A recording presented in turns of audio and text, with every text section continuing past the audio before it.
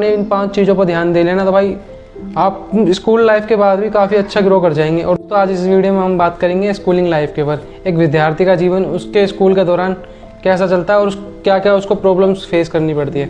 और दोस्तों इस वीडियो को ना अंत तक जरूर देखना, काफ़ी इंटरेस्टिंग होने वाली है वीडियो और आपको उसमें काफ़ी चीज़ें सीखने को मिलेंगी।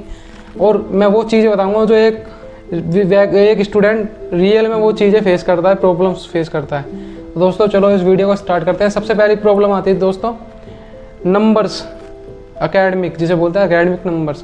पेपर्स हो गए, कितने नंबर आए हैं भाई, सबसे ज़्यादा प्रेशर रहता है बच्चों के ऊपर नंबर्स का। नंबर्स की गेम है यहाँ पे। यूट्यूब पे देख लो, इंस्टाग्राम्स देख लो, किसी भी चीज़ को उठा के देख लो, आज के टाइम पे सबको चाहिए नंबर। नंबर जितने हाई होंगे बंदे को उस हिसाब से अंदाज़ा लगाया जाएगा कि हाँ भाई ये इतना बड़ा व्यक्तित्व का बंदा है। लेकिन दोस्तों नंबर्स ही सब कुछ मेन नहीं है। आपकी जो स्कूलिंग लाइफ है ना, आप पढ़ो, अच्छे से पढ़ो, चीज़ों को समझो। सबसे मेन होता है समझना। अगर आप मान लो नंबर्स ला रहे हो लेकिन आपको कुछ चीज़ें समझ में नहीं आ रही, वो चीज़ें भी गलत है। क्योंकि भाई मैंने देखा है कई बच्चे पढ़ने में तो बहुत अच्छे होते हैं लेकिन जो उनकी रियल लाइफ है ना, रियल लाइफ, उसमें वो मार खा जाते हैं। क्योंकि स्कूलिंग लाइफ ख़त्म होती है ना, बच्चे काफ़ी चीज़ें फेस करनी पड़ती है बच्चों को। क्योंकि जब तक हम स्कूल में होते हैं ना, हमें किसी चीज़ की टेंशन नहीं होती भाई, क्योंकि माँ बाप जो होते हैं ना सब चीज़ पर हमें प्रोवाइड कराते हैं। लेकिन स्कूलिंग लाइफ ख़त्म होने के बाद सबसे ज़्यादा टेंशन एक बच्चे की होती है, क्योंकि सबसे मेन भाई अपना फ्यूचर है। जब भी हम पढ़ाई करते हैं फ्यूचर के लिए ही, और अगर हम उसी में सक्सेस नहीं हो पाए तो भाई किस चीज़ की हमने पढ़ाई करी। क्योंकि मैंने देखा भाई अच्छे नंबर लाने वाले बच्चे भी कभी कभार ना भटक जाते हैं रास्ते से।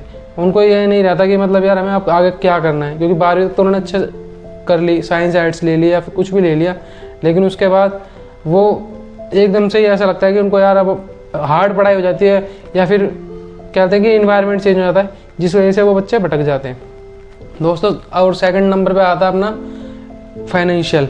दोस्तों अगर पढ़ाई के मामले में सबसे मेन फाइनेंशियल ही होता है। क्योंकि मान लो जो स्कूलिंग एकेडमिक होती है ना, अगर स्कूलिंग चल रही है, बच्चे को फाइल्स वगैरह बनती है, सब चीज़ें बनती है, तो उसके लिए आपको फाइनेंशियल हेल्प की ज़रूरत पड़ती है जो आपके माता पिता प्रोवाइड करते हैं। लेकिन दोस्तों मेरा ये मानना है ना कि अगर आपका किसी चीज़ में इंटरेस्ट है ना, आप उस चीज़ को करो। क्योंकि इंटरेस्ट जिस चीज़ में होगा ना, तो वो आप बच्चा काफ़ी उसमें निखार ला सकता है, अपनी चीज़ों को सुधार सकता है। और इंटरेस्ट भाई जैसे मान लो बच्चा क्रिकेट में हो, आर्टिस्ट में हो, या फिर मेक ओवर्स हो गए, या फिर फैशन डिज़ाइनिंग होगी, तो बच्चा अगर 8वीं 9वीं से उस चीज़ को मतलब सोचे ना कि मेरे को किस लाइन में जाना है, तो आगे 10वीं 11वीं में उसको स्टेप्स लेने में ना कोई दिक्कत नहीं आती है। हाँ लेकिन आपको ना ये ज़रूर ध्यान रखना है कि आपकी फाइनेंशियल कंडीशन कैसी है, मतलब आपका परिवार की इनकम सोर्स क्या है और कैसी आपकी इनकम्स है आपके फादर की। क्योंकि मान लो आपने भाई क्रिकेट्स का देख लिया कि आपको क्रिकेट अकेडमी ज्वाइन करनी है, बड़े लेवल पर जाना है, और भाई आपकी फाइनेंशियल इनकम इतनी अच्छी नहीं है, तो आप भाई मार खा जाओगे उस लाइन में जाने से। क्योंकि मैंने जो देखा है ना भाई, अगर आप बड़े इंस्टीट्यूशन से मतलब कोई कोचिंग या कुछ भी ले रहे हो ना, तो आप सक्सेस ज़्यादातर क्रिकेट में तो यही है कि बड़े लेवल के ही बंदे ज़्यादा आगे तक जाते हैं। और मैंने बताया दोस्तों आपको एग्ज़ाम नंबर का गेम, ठीक है, फाइनेंशियल हो गया, ठीक है, और आपका हो गया इंटरेस्ट पे भी हमने बात कर ली। क्योंकि इंटरेस्ट ही सबसे मेन होता है। आपने मान लो 11वीं 12वीं में साइंस आर्ट्स लिया, आर्ट्स आर्ट्स लिया, कॉमर्स लिया, आपने अच्छी पढ़ाई करी, लेकिन उसके बाद क्या होता है ना, जब तक 12वीं में रहता है, दोस्तों के साथ रहता है ना बच्चा, तो देख में ले लेता है वो नंबर, अगर उसके नंबर भी अच्छे आ जाते हैं। लेकिन बाद में रियलिटी सामने आती है। क्योंकि भाई बाद में तो सब अलग अलग हो जाते हैं जाके। अब उसे चुनना है कि अब उसे करना क्या है। क्योंकि इंटरेस्ट उसको चलो मान लिया कि पढ़ाई में था, लेकिन पढ़ाई में किस चीज़ में था, क्या करना है उसे आगे, कोई फ्यूचर क्या है क्या नहीं है, उस चीज़ को लेकर ना वो भाई अपने माता पिता से डिस्कशन करा करो। क्योंकि अगर आप अपने माता पिता को बताओगे कि मुझे इस लाइन में जाना है, भाई उन्होंने ना हमें जन्म दिया, उनको हमारे से ज़्यादा नॉलेज है, उन्होंने हमारे से ज़्यादा दुनिया देखी है, लोगों से मिले हैं वो। हाँ ये हो सकता है कि उनको मतलब जो एजुकेशन इस टाइम चल रही है उसकी नॉलेज ना हो, लेकिन भाई जब भी वो हमारा बुरा नहीं चाहेंगे, क्योंकि माँ बाप ना कभी अपने बच्चों का बुरा नहीं चाहते हैं। तो भाई अपने माता पिता से अपनी चीज़ों के बारे में डिस्कशन करो, उन्हें बताओ कि मैं इस लाइन में जाना चाहता हूँ, मुझको इस लाइन में ये फ्यूचर्स दिखता है। हाँ भाई, और ना फ्यूचर भी सोच समझ के, मतलब जो भी चीज़ आप कर रहे हो ना सोच समझ के, ये नहीं कि भाई 4-5 साल का ही फ्यूचर है उसमें।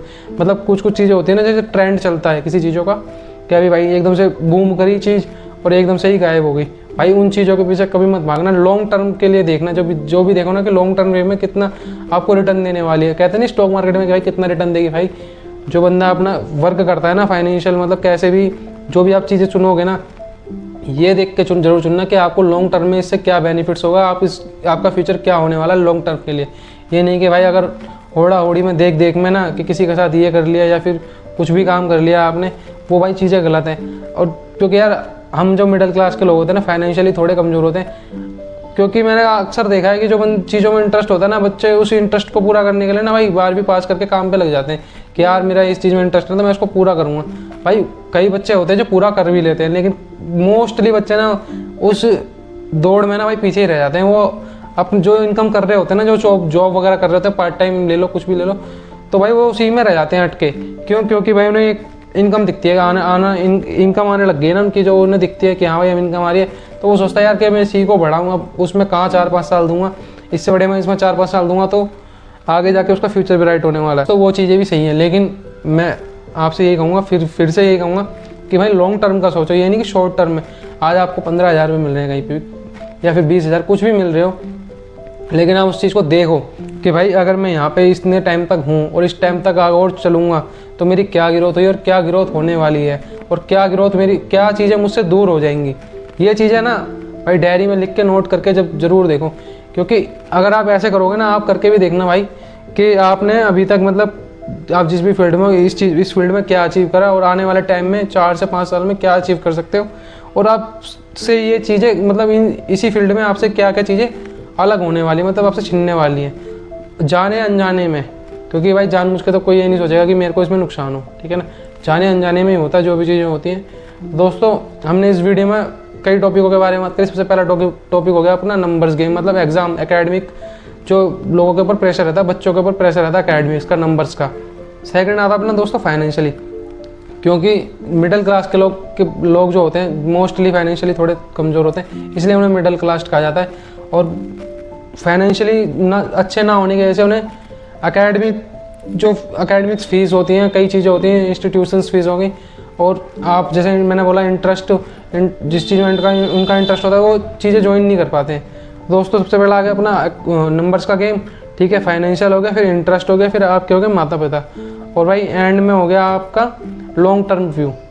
अगर आपने इन 5 चीज़ों पर ध्यान दे लेना तो भाई आप स्कूल लाइफ के बाद भी काफ़ी अच्छा ग्रो कर जाएंगे। और दोस्तों ये ना स्कूल लाइफ है, इसे ना एंजॉय करो यार, इसको बर्डन मत समझो कि यार कल फिर जाना है, आज संडे था आज मज़ा आ गया, कल मंडे है फिर से जाना पड़ेगा। भाई हर एक चीज़ है ना समय पर ही, समय के अनुसार है। अगर इनको आप इंजॉय करते हुए चलोगे ना तो आपको रास्ता भी नहीं पता लगेगा आपने कब क्लियर कर लिया। मतलब जैसे हमने भाई फुल इंजॉय लेकर अपना स्कूलिंग पास करिए, हमें पता नहीं लगता कि हाँ यार हमने 12वीं पास कर लिया, लेकिन आज हम सोचते हैं कि हाँ स्कूल में होता तो काफ़ी अच्छा होता। ये चीज़ें बाद में याद आती हैं। तो प्रेशर मत लो किसी भी चीज़ का, एंजॉय करो बस चीज़ों को। दोस्तों और अगर वीडियो अच्छी लगी ना तो वीडियो को शेयर जरूर कर देना अपने दोस्तों के साथ, और चैनल को सब्सक्राइब कर देना, और वीडियो को लाइक भी जरूर कर देना।